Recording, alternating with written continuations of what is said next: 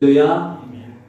오늘도 거룩하고 복된 주일, 우리 성은교회를 통하여 하나님 앞에 거룩한 예배자로 나오신 모든 분들 위해 하나님 아버지의 사랑과 은혜와 축복이 풍성하게 임하시기를 주님의 이름으로 축원합니다. 가슴에 손을 얹고 우리 자신을 이렇게 축복하겠습니다. 나는 말씀으로 인생을 가꾸어 가는 사람입니다. 말씀으로 인생을 가꾸어 가는 사람입니다. 나는 잘 되는 사람입니다. 나는 잘 되는 사람입니다. 아멘. 할렐루야. 그렇습니다. 우리는 나의 삶을 어떻게 가꾸어 가느냐도 중요하지만 무엇으로 가꾸어 가느냐도 중요합니다. 세상 욕심으로만, 개인의 욕망으로만 가꾸어 가다 보면 삶은 피폐해질 수밖에 없습니다. 그러나 사랑으로 가꾸어 가면 풍성해지죠.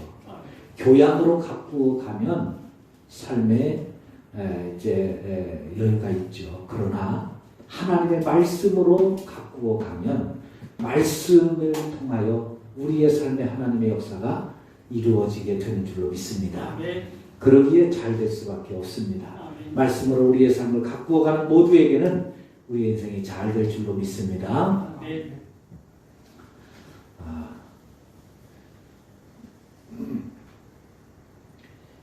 여러분은 가장 중요하고 또 기쁜 소식이 있을 때 내 인생을 바꿀 만한, 변화시킬 수 있을 만한 획기적인 좋은 소식이 나한테 갑자기 생겼어요. 일어났어요. 자, 그러면 그 좋은 소식을, 그 기쁜 소식을, 그 어마어마한 소식을 누구에게 가장 먼저 전하시겠습니까? 부모님, 아니면 부부, 자녀들, 이웃들 여럿이 있겠죠. 그러나 가장 먼저 전해주고 싶은 그 사람이 나에게 가장 귀한 사람이고 가까운 사람이고 하는 것이죠. 멀리 있는 친척에게 아니면 그렇게 가깝지도 않은 친구들에게 그 소식을 가장 먼저 전하지는 않아요.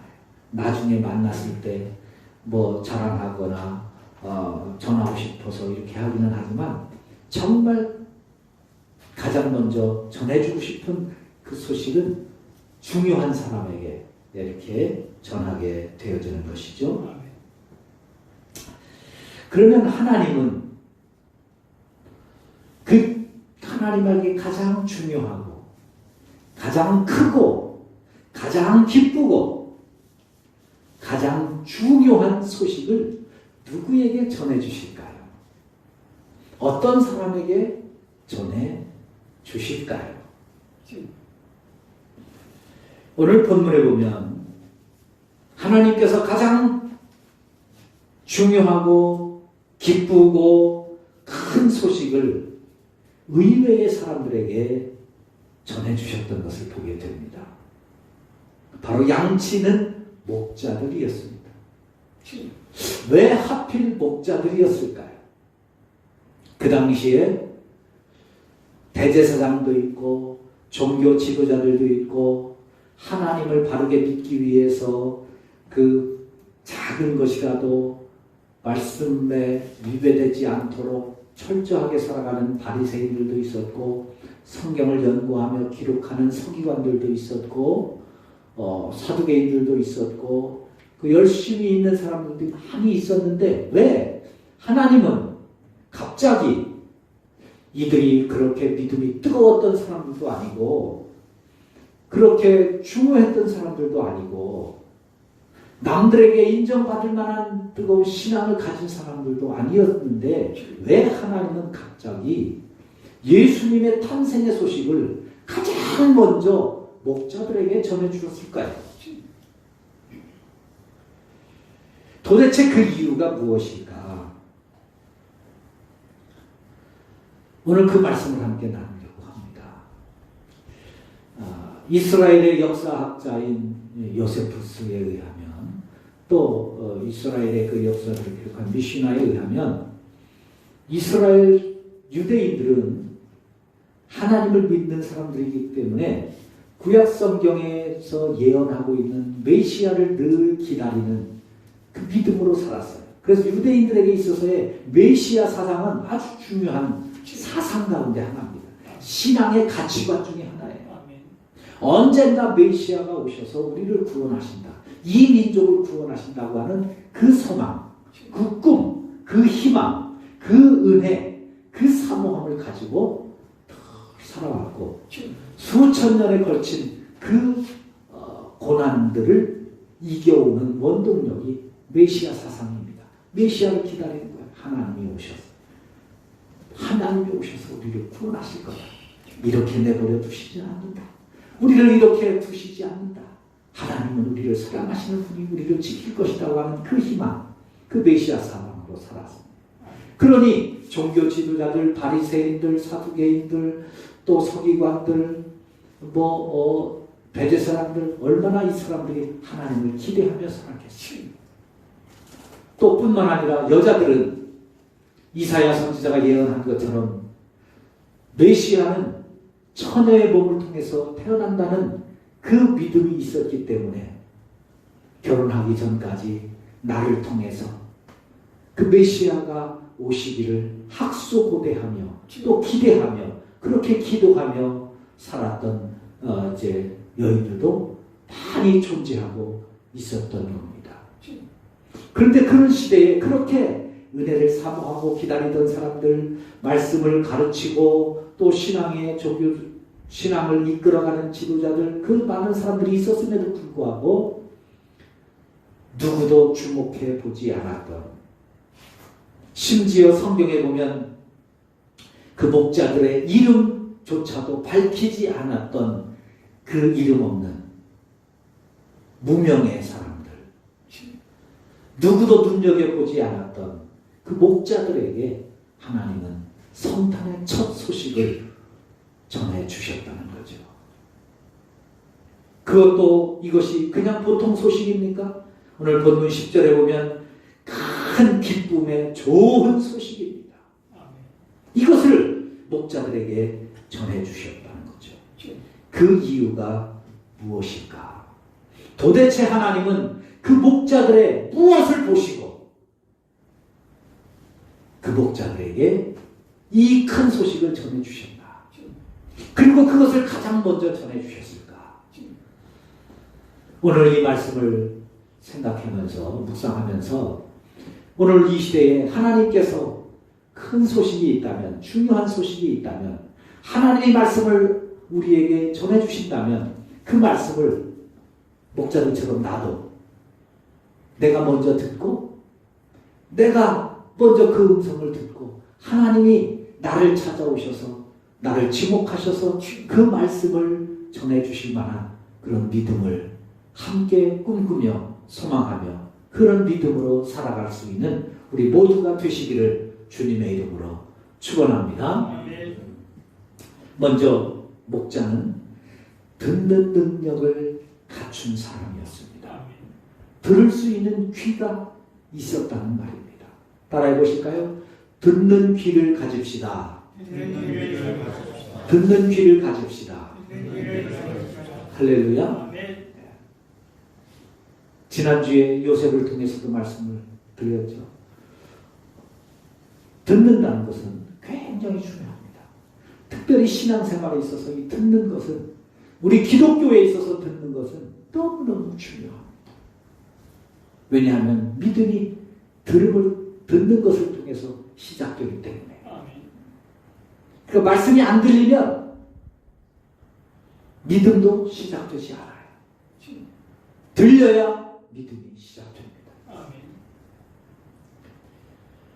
근데 목자들은 듣는 능력을 가진 사람들이었습니다.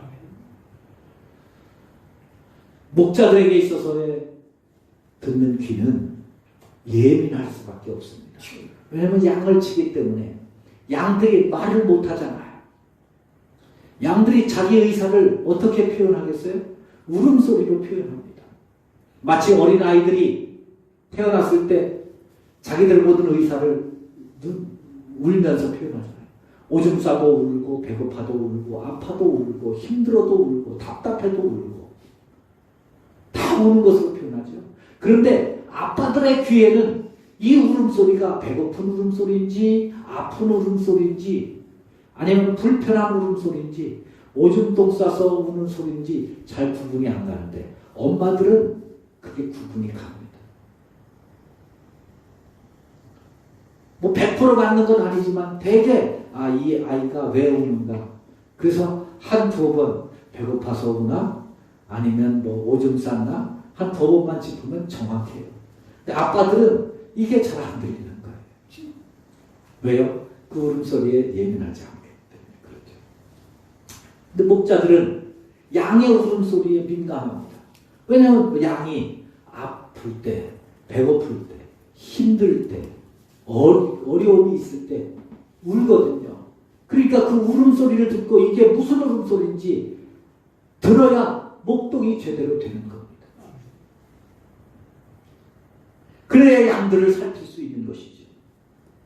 그런데 이들에게 천사를 통하여 하나님의 말씀이 들리게 됩니다. 이들이 하나님의 말씀을 자주 들었던 사람들도 아니고 영적으로 그들이 들판에서 영성 훈련을 했던 사람들도 아니고 하나님의 말씀 듣기 프로그램을 통해서 말씀을 듣는 훈련을 했던 사람들도 아니고 큐티 프로그램을 통해서 하나님의 말씀을 묵상하면서 하나님의 음성을 듣으려고 귀를 기울였던 사람들도 아니었습니다. 그들은 그들에게 주어진 삶을 살아가기에 바빴던 그런 사람들입니다. 그런데 그런 그들에게 하나님의 음성이 들립니다. 오늘 10절에 보니까 보라 내가 온 백성에게 미칠 큰 기쁨의 좋은 소식을 너희에게 전하노라. 오늘 다윗의 동네에 너희를 위하여 구주가 나셨으니 곧 그리스도 주시니라. 여러분 목자들에게 있어서 좋은 소식, 기쁜 소식은 뭐겠어요?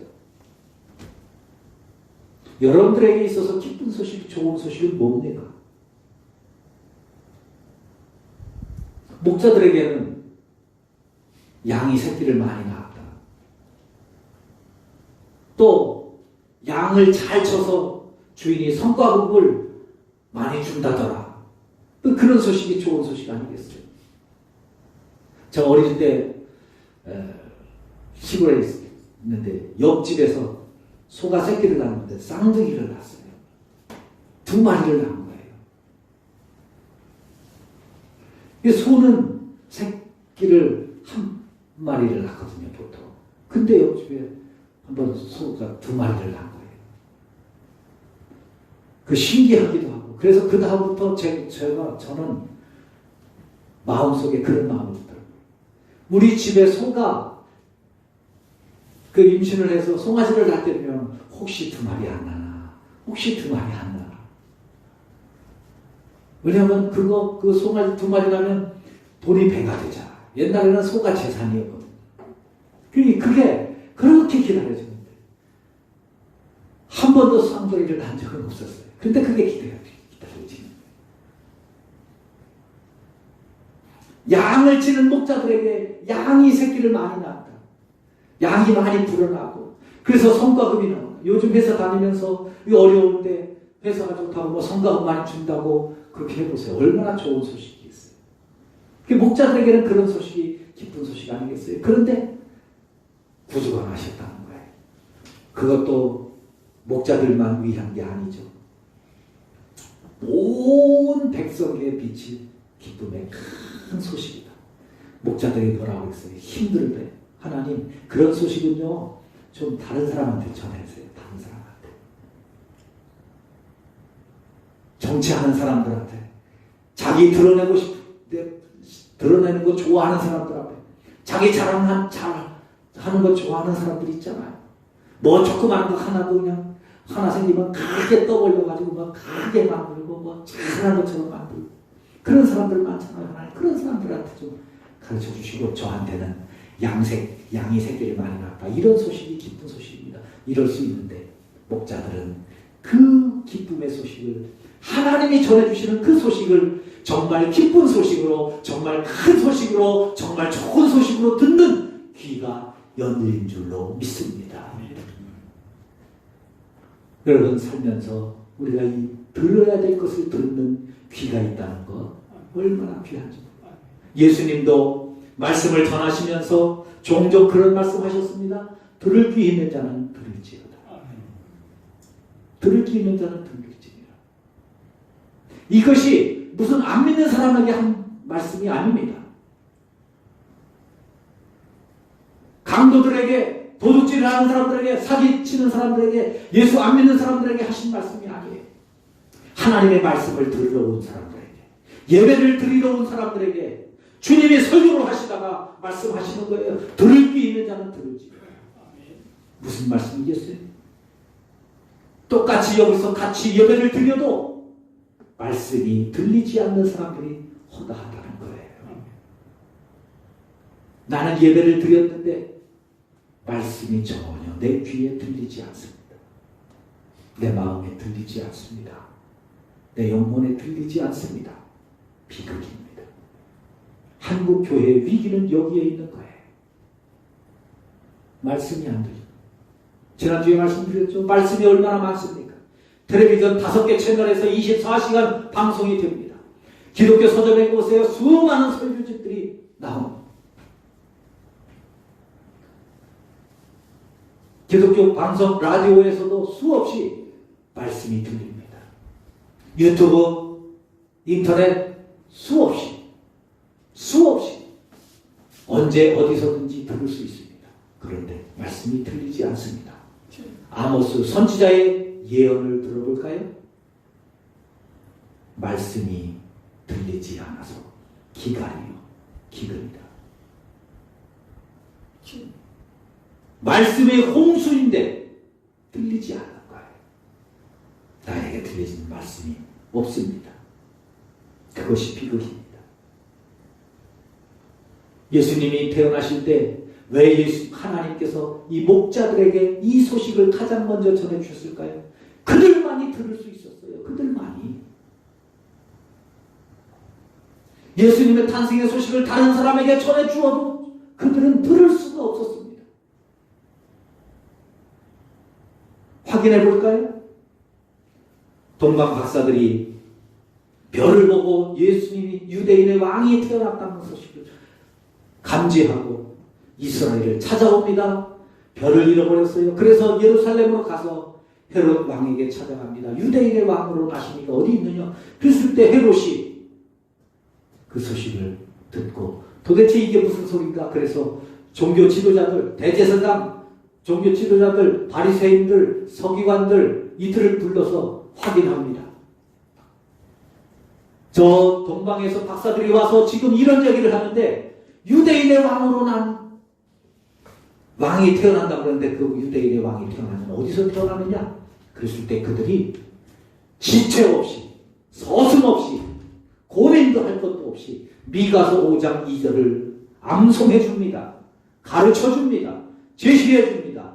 하나님이 말씀하시기를 미가서 5장 2절에 유대 땅 베들레헴아 너는 가장 유대 고을 중에 가장 작지 아니하도다. 내게서 다스리는 자가 나올 것이라고 하나님이 말씀해 주셨습니다. 그러니 유대인의 왕이 태어나면 베들레헴에 태어나실 겁니다. 그들은 다 알고 있었어요. 아니 그들 스스로 하나님의 말씀을 전하고 있어요. 외치고 있어요. 그런데 그들은 본인은 믿지 않아요. 듣지 않아요. 이게 그들의 비극입니다. 그러니 그들에게 하나님의 말씀을 들려주는 그들이 들었겠어요? 안 듣지요. 그래서 예수님이 생전에 수많은 말씀을 가르치실 때에 예수님의 말씀에 토를 달고 예수님의 말씀을 따지고 예수님의 말씀을 계산하고 예수님의 말씀을 향해서 반론을 제기했던 사람들이 누구예요? 바리새인들입니다. 하나님 말씀대로 그렇게 철저하게 살아간다는 그들입니다. 예수님, 그건 논리에 맞지 않습니다. 이성에 맞지 않습니다. 내가 알고 있는 신앙과 다릅니다. 지금까지 해온 것과 다릅니다. 다 해봤는데 아니에요. 그러면서 예수님이 전해주시는 말씀조차도 듣지 않습니다. 듣지 않아요. 오늘 이 자리에서 우리 같이 예배를 드립니다. 사랑하는 여러분, 여러분에게는 하나님의 음성이 들리십니까? 말씀이 들리십니까? 아니면 설교가 들리십니까? 제가 말씀드리죠? 제발 설교를 듣지 말라고. 설교가 아니라 말씀을 들으셔야 합니다. 아멘. 말씀을 들으셔야 합니다. 아멘. 그래야 믿을 수 있습니다. 그래야 이 시간 여러분이 이 자리에 있는 것이 의미가 있습니다. 그래야 여러분들이 하나님 앞에 기도하는 것이 의미가 있습니다. 그 말씀을 들어야 오늘 여기서 예배를 드리는 것이 의미가 있습니다.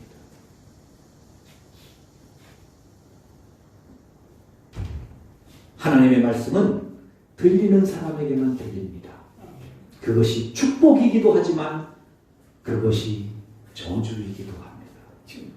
들리는 사람에게만 들립니다. 들리는 사람에게만. 그러므로 말씀이 들리지 않는다면 하나님 앞에 말씀이 들리도록 몸부림치셔야 됩니다. 들을 수 있는 귀를 열어주옵소서. 들을 수 있는 귀를 주옵소서. 말씀을 들을 수 있게 하옵소서. 내 선입관 깨버리고 내 고정관념 깨버리고 내가 가지고 있던 생각, 사상, 마음, 내 삶의 틀 다 깨버리고 하나님 말씀을 들을 수 있게 해달라고 기도하셔야 합니다. 사도 바울이 되기 전에 예수 믿는 사람들을 잡아 죽이기 위해서, 감옥에 가두기 위해서 담메색으로 달려갑니다. 담메색으로 가는 도중에 부활하신 예수님을 만납니다. 예수님이 나타나셔서 말씀하죠. 사울아 사울아 왜 나를 핍박하느냐. 사울이 묻습니다. 주여 뉘시니까 나는 네가 핍박하는 예수다. 그러면서 사울에게 예수님이 만나 그 말씀을 들려주십니다. 그런데 그 말씀이 사울에게는 분명하게 들립니다. 뚜렷하게 들립니다. 그래서 사울은 자기가 예수님을 만나서 바울된 것을 사도행전 9장에서 그리고 22장에서 다시 간증하며 말씀을 그때 예수 만났던 그 생생했던 체험을 고백합니다. 그런데요, 그때 바울과 같이 가던 일행들이 있었어요. 그런데 그 일행들에게는 주님의 음성이 들리지 않았다는 거예요.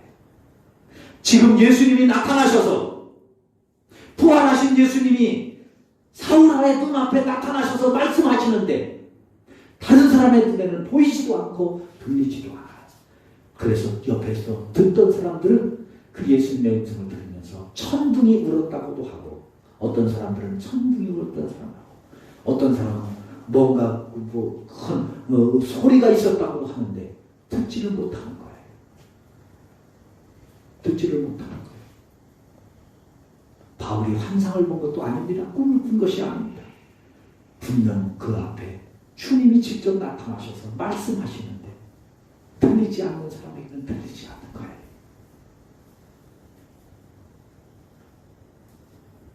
엘리 제사장 때 하나님의 말씀이 희귀했지요? 왜요? 하나님이 말씀하시지 않으셨어요? 아니요.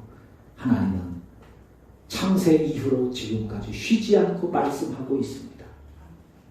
문제는 들을 수 있는 귀를 가진 사람이 없었다는 것이요. 심지어 엘리 제사장마저도 말입니다.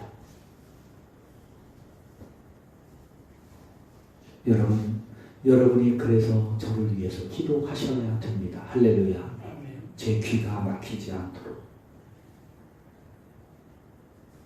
목사님의 귀가 막히면 하나님의 음성을 듣는, 하나님의 말씀을 듣는 일에 목사의 귀가 막히면, 영의 귀가 막히면 어떡하겠어요? 딴소리나 하겠죠. 뭐 무슨 재미있는 소리를 하든지, 뭐 성도들한테 뭘 어떻게 하든지, 어디 가서 뭐 신문에 이야기를 하든지, 소설책 얘기를 하든지, 뭔 얘기를 하든지 하겠죠. 제가 하나님의 음성을 들어야, 말씀을 들어야 하나님의 말씀을 전할 수 있지 않겠습니까? 여러분들 스스로를 위해서도 기도하시지만 저를 위해서도 기도해 주시기를 바랍니다. 하나님의 말씀을 듣는 귀, 듣는 능력을 키우셔야 돼요. 그래서 예수님도 들을 귀 있는 자는 들으라고 계속 두드리시는 거예요. 요한계시록 3장 20절에서 말씀한 거예요. 내가 문 밖에서 두드린다. 제발 좀 이거 듣고 문 좀 열어라. 제발 좀 이거 듣고 문 좀 열어라. 여러분, 밖에서 문 두드리는데 안에 틀림없이 사람이 있는데 듣는 척도 안 하고 문도 안 열어주고, 아니 못 듣는 건지 문도 안 열어주고 그럴 때 그 답답한 심정 경험해 보셨어요? 나는 지금 급한데 빨리 들어가야 되는데 안 열어주는 거예요. 뭘 하는지 키도 없고. 주님이 그 심정으로 말씀합니다. 문 밖에서도 두드린다. 근데 안 들리는 거예요. 안 들리는 거예요. 듣는 귀가 열리시기를 축원합니다. 두 번째도 목자들은 하나님의 말씀뿐만 아니라 찬송을 듣는 귀가 열렸어요. 찬송을 듣는 귀. 본문 13절부터 호련히 수많은 천군이 천사와 함께 하나님을 찬송합니다. 지극히 높은 곳에서는 하나님께 영광이, 땅에서는 하나님 기뻐하시는 사람들 중에 평화로다. 이 찬송 소리가 들리는 거예요. 찬송 소리. 여러분, 찬송 소리가 들린다는 것은, 노래 소리가 들린다는 것은 마음이 안정되고 평안할 때 들립니다. 이들은 하나님으로부터 주는, 비록 목자의 삶을 살고 있었지만, 미천한 삶을 살고 있었지만 그들의 마음에는 평안이 있었다는 거예요. 그래서 그것이 시끄러운 찬송이 아니라 하나님을 향한 찬송 소리로 들렸습니다. 내 마음이 평안하지 못하고 평탄하지 못하고 순탄하지 않으면, 또 마음이 조급해지고 답답하면 찬송 소리가 들려도 시끄럽게 들려요. 시끄럽게 들려요. 좋은 소리도 시끄럽게 들립니다. 그래서 새들이 지적이면 마음이 평안한 사람은 새들이 노래한다고 하고, 마음이 불편한 사람은 새가 운다고 그러는 거죠. 짹짹짹짹 하는 소리가 귀찮아 들리는 거예요. 말씀을 들으면서도 말씀이 불편하면, 내 마음이 불편하면 설교가 잔소리로 들립니다. 목사님 왜 저렇게 오늘따라 저렇게 성질을 내면서 전하나.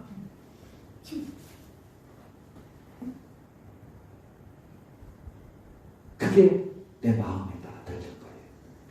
근데 목자들에게는 찬송 소리가 들리는 거예요. 하나님께 영광, 하나님께 영광. 아까 제가 말씀드렸잖아요. 목자들의 마음이 불편하면 하나님 나한테는 그거 하나도 기쁜 소식이 아니에요. 나한테 기쁜 소식은 양이 새끼를 낳는 겁니다. 성과급입니다. 지금 이 어려운 경제시대에 지금 그게 중요하지. 무슨 구주가 나신 것이 그렇게 중요합니까?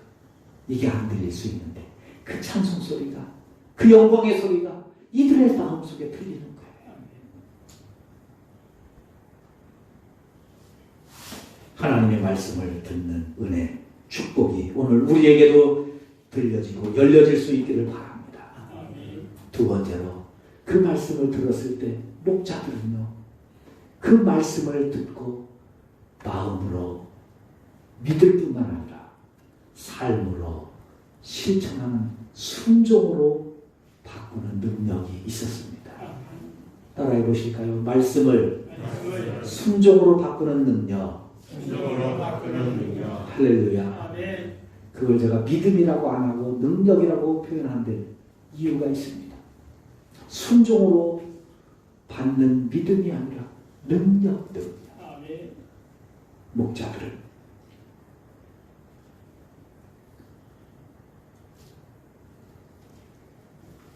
목자들에게 하나님의 음성이 들렸어요.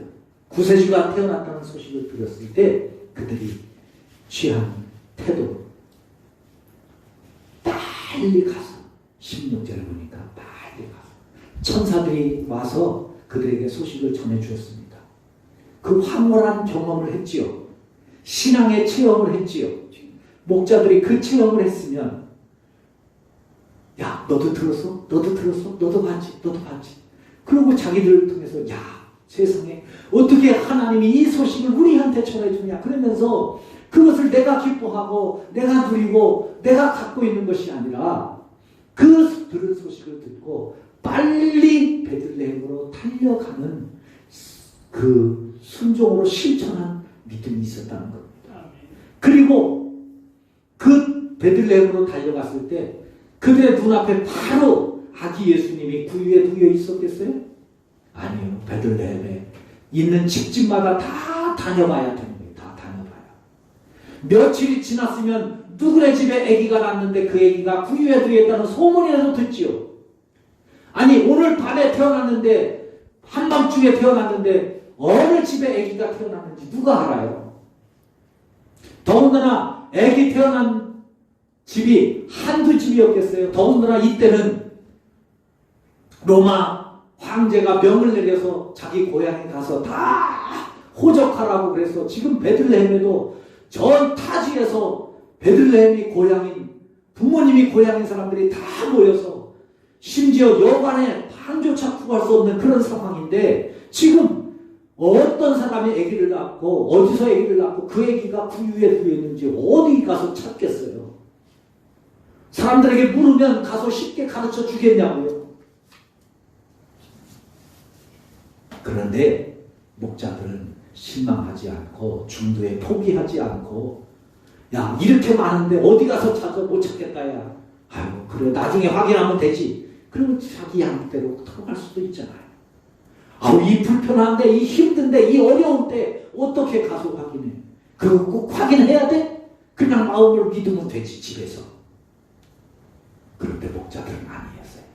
빨리 가서 예수님을 찾아서 만나기까지 찾아가는 그 믿음이 있었던 사람들입니다.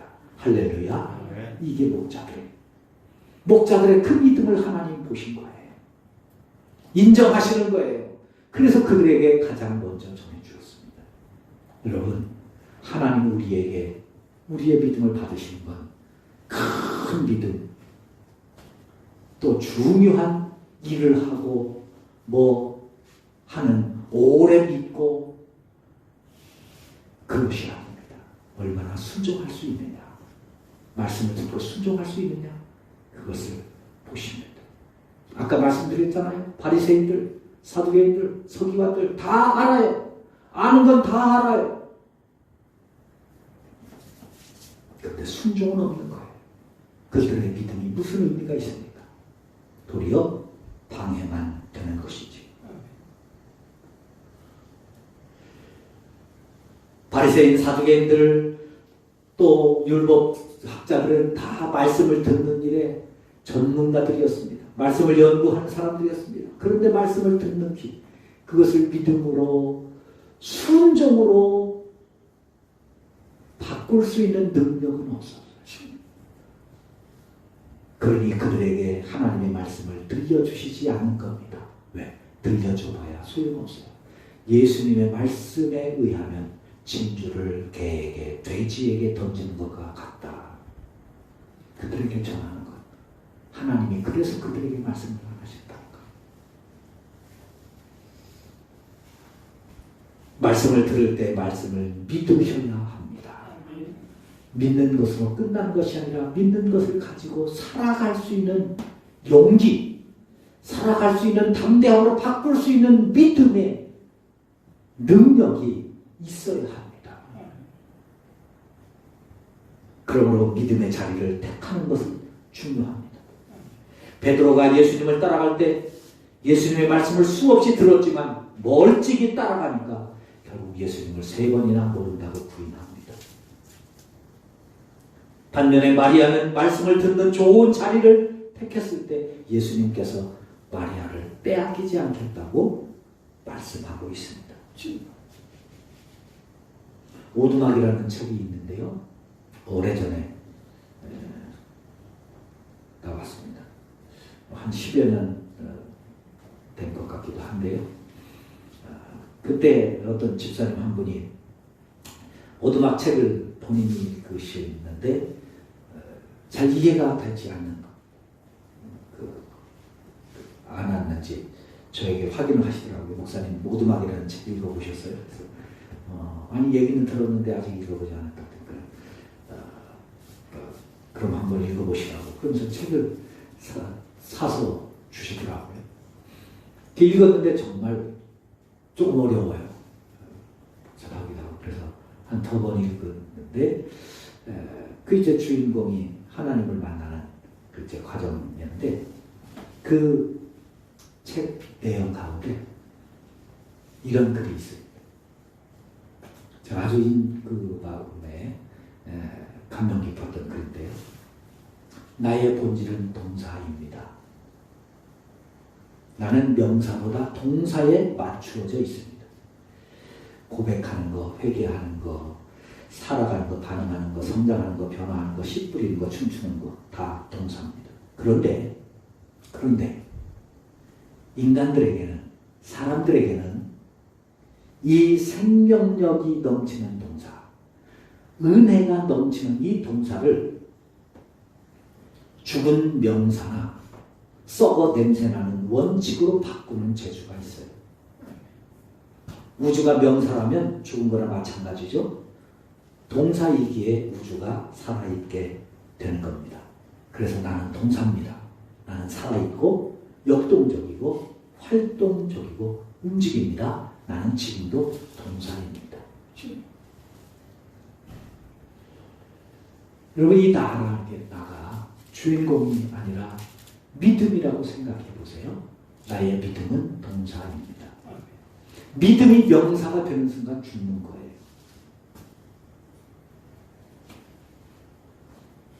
그런데 사람들은 이 살아있는 동사인 이 믿음을 죽은 명사로 혹은 죽어서 썩어서 냄새나는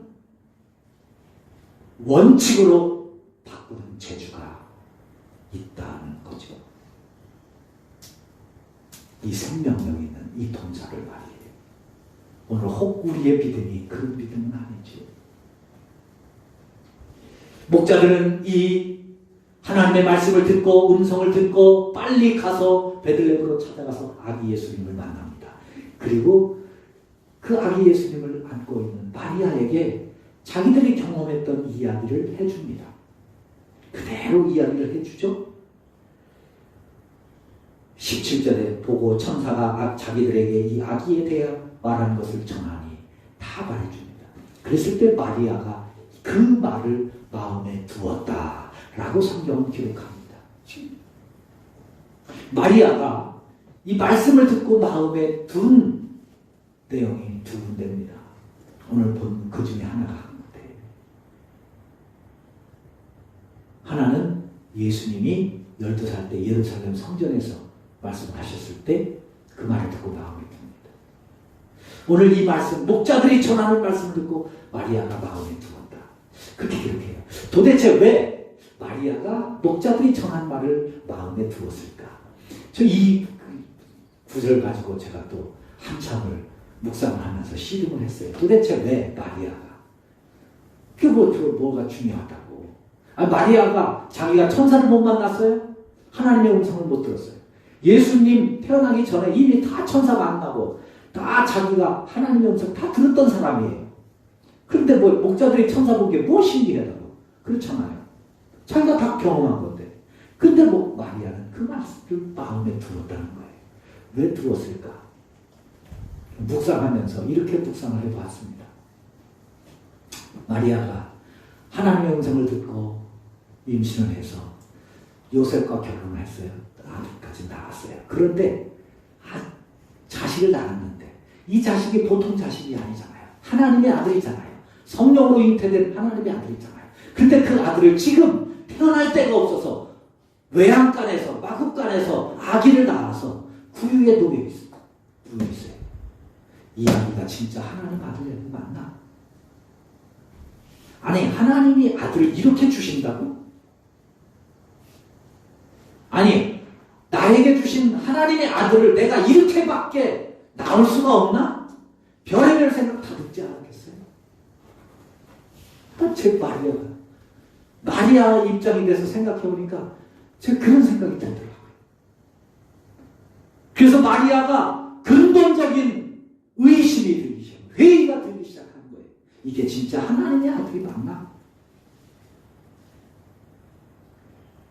이런 아들이 정말 커서 온 세상을 구원할 수 있는 그런 구원자로 살아갈 수 있는가? 그랬는데 그런 아픈 마음, 또 심지어 하나님의 아들을 나에게 주셨는데 그 아들을 이렇게밖에 내가 낳을 수밖에 없는 비천한 나의 처지를 보면서 실망했던 마리아 자신에게 목자들이 와서 경험한 것을 전해줄 때 마리아의 머리가 쭉 뼈섰지 않겠어요? 온 몸에 소름이 쫙 끼치지 않겠어요? 아, 이거야말로 진짜 하나님의 아들이시다. 하나님의 아들이요. 목자들은 별것 아니었어요. 자신들이 경험한 것, 예수 믿고 예배 드리면서 하나님의 말씀을 들어야 한다는 것, 나는 그렇게 어렵게 하나님의 말씀을 들었다는 것, 그리고 그 말씀을 따라서 순종해서 내가 여기까지 왔다는 것, 전한 것 뿐이었습니다. 그런데 여러분, 그것이 마리아의 인생을, 신앙관을 다시 회복시키는 능력의 말씀이 되었다는 거 아세요? 여러분들이 오늘 여기 와서 예배를 드리고 우리 교회 와서 예수를 믿으면서 말씀을 들으면서 봉사 1천도 운동을 하면서 하나님 감사합니다, 예수님 사랑합니다, 기도 운동에 동참하면서 내가 만났던 예수님, 내가 경험했던 예수님, 내가 체험했던 그 예수님을 내 가족이나 친구들이나 이웃에게 전했던 그 말 한마디가 그들의 인생을 바꿀 수 있는 생명의 말씀이 된다는 것 기억하실 수 있기를 바랍니다. 그 말씀 때문에 결국 이거 기록해 놓은 것 아닌가. 전 그렇게 말씀을 깨달았어요. 마리아가 그들의 마음에 둘 이유가 없잖아요. 그 말씀을 듣는 순간 복음을 전파하라는 그 음성이 우리에게 들려주시는 것이죠. 사랑하는 성도 여러분, 믿음은 말씀을 듣는 능력입니다. 들을 수 있는 귀가 열리시기를 축원합니다. 말씀을 듣는 귀가 열리시기를 바랍니다. 그래야 삽니다. 들을 뿐만 아니라 믿고, 마음으로 믿고 순종할 수 있는 능력을 키워 가실 수 있기를 바랍니다. 이건 진짜 키우셔야 되는 거예요. 키우셔야 되는 거예요. 믿음은 하나님이 주십니다. 그러나 그 믿음을 키워가는 능력은 나예요.